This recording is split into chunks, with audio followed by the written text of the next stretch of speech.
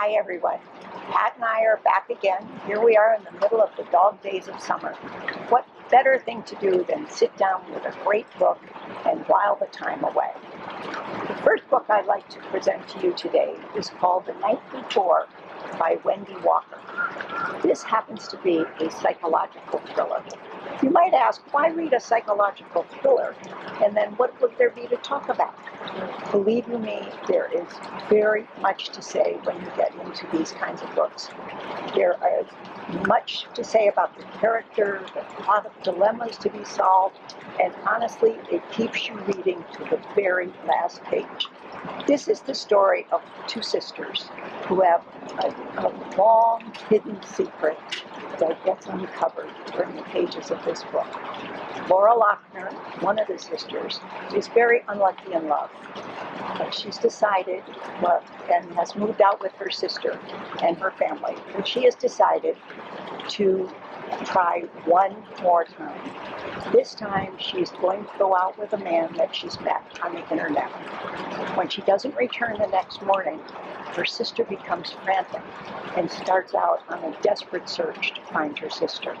Believe you me, we will be talking about it for a long time to come. I think you'll all enjoy this one. Today, I'm talking about a sports book called A Short Move by Katherine. I know a sports book. However, this is a wonderful novel about people and connection and drive, and really the real cost of what a life in sports is about. Mitch, our main protagonist, is a young boy, is solely focused on becoming a football legend. And we meet Mitch through his first coach, his uncle. We meet him through his mother. We meet him through his girlfriend and his wife.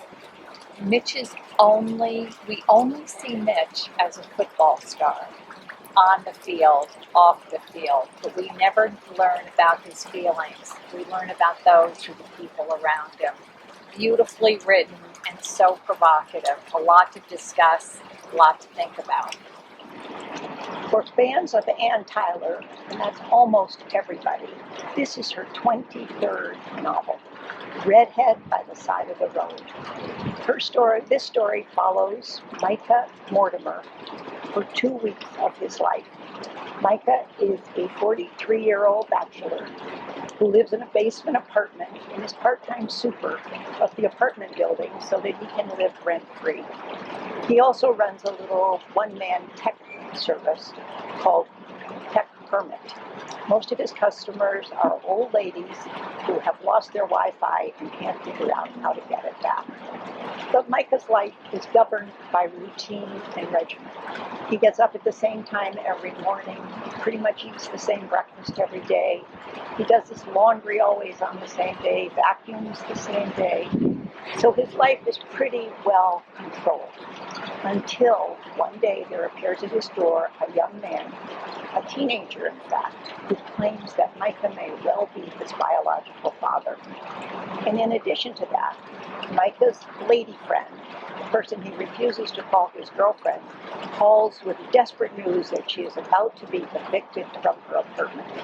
So sets off a chain of events and series of happenings that Micah is totally unprepared for. I think you'll like this one.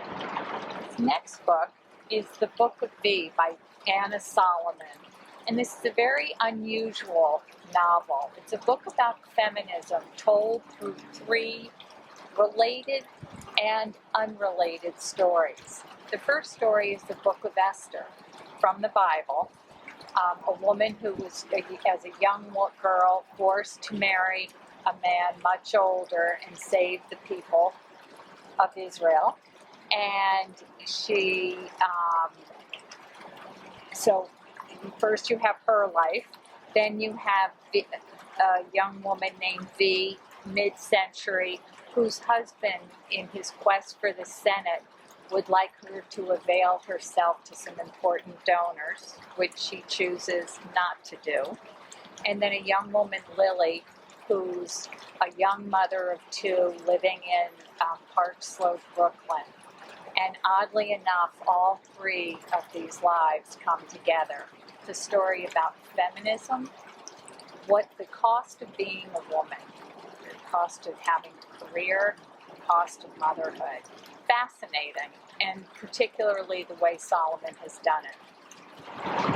Another favorite author, particularly of mine, Louise Erdrich, has come out with a new novel this season called The Night Watchman.